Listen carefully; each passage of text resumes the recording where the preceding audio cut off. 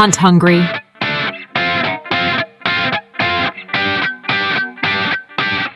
We probably should have mentioned this early. If you're like I said, I started out talking about like if you're a newbie rookie to this, how do you know if a tree is the tree? Like if you're walking through the woods, you see an oak tree, like how do I know like, oh man, this one's on fire? Yeah. Well, and I mean, I know this has been talked about a lot, and this is absolutely a surefire way to know. I mean, there will be trees that you find that are absolutely tore up underneath them, and it looks like a hog has been rooting, and there'll be droppings, and you'll see split acorns, and you'll see where they've chewed and they pop the caps off of them, and there's just a lot of sign. I mean, I have seen trees that literally they look like, I mean, they had the ground, they had it was worn down into the ground under the cat or the drip line of the tree. There was just so much deer traffic. Trails looking like wagon wheels coming to one tree. But I say all that, and I think a lot of people get caught up in that, thinking that they have to find a tree like that or it's not worth messing with. And that's just not the case. I've killed a lot of deer over trees that guys would probably look at them and just say, well, there's a little sign here, but, I got to find that sign that everybody tells me I need to find where it's just worn in the ground and it's just, like hogs have been rooting and stuff. And I mean, granted, that's what we all would love to find, but you got to, I think a lot of that has to do with deer densities too. A lot of times people, they hunt areas that might not have as many deer, but they still eat acorns, so, don't get caught up in that. I mean, that is a great way. I mean, of course, if you find that, hunt it. I mean, that's kind of a no-brainer, but don't discount something that whether you can tell the deer are feeding in there, don't discount that just because it's not worn down in the ground and rooted up, especially if it's on the edge of some thick cover. That, that really would be, like a green light. Hey, I need to hunt here or inside thick cover.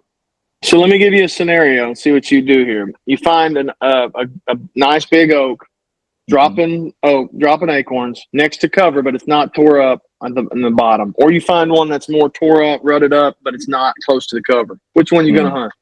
I'm probably going to hunt closer to the cover. That's just me being that I know the places that I hunt. A lot of times those deer just relate to that cover for daylight movement. Like I said, it's not always the case. I mean, I killed that deer here 2 years ago. It was a 5.5-year-old deer, and I mean, I killed him in the wide open woods. But for me personally, if I find cover with a tree that I know the deer have been hitting, that's probably where I'm going to hunt, because they could be hitting that other tree at night. And there's a good possibility of it.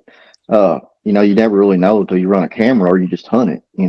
Yeah, that's what I was thinking. Like in my mind, I'm thinking the one next to the cover, while it may not have a sign, if they're going to hit it, that's probably the one they're hitting in the daytime. And then by the time they get to that other one, it's maybe dark, right? Would that be how you would think about that? Absolutely. Yeah. Yeah. That's for sure the way I look at it. Okay. I've ran cameras I tried this for a year and I wasn't good at it, and I come across a tree that looked, leaves are disturbed.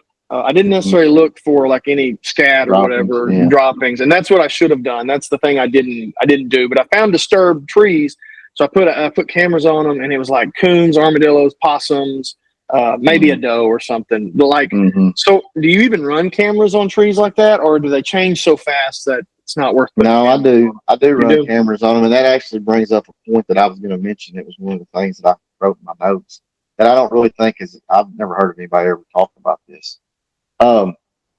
So cell cameras, and I'll just say this, cameras, in my opinion, a lot of times can hurt you more than they can help you.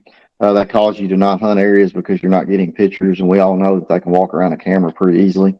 But I will say this, if you're with cell cameras, if you're running them on a hot tree, and matter of fact, that deer I killed, that big one I killed a couple of years ago, I didn't have his picture, but I had another buck in there. So a lot of times what happens is if you get a picture of a buck in about a 10 to 12 hour period, he'll come back. So if you get a picture, and I mean, that could be, 1 o'clock in the morning, you probably need to be in there around noon, and a lot of times it's not always exactly 12 hours. I mean, it could be 10 hours, but there's a window there. And it happens a lot more than what I think a lot of people realize. And the only reason I know that is just by running cell cameras. And so, I mean, that is one good thing that I've seen. And it makes sense if you think about it, in these big wood situations, especially, in the river bottoms. I'm sure it's the same way up there in the national forest. These deer travel, man. They make big loops a lot of times. And, they come across the tree that's got some acorns and they come in there and it's 10 or 11 o'clock at night and they eat. Well, they go over and bed up and lay down. Well, they get back up. Guess what? They're going to go back to that tree. That's why you jump them a lot of times when you try to hunt them in the mornings. That's another thing.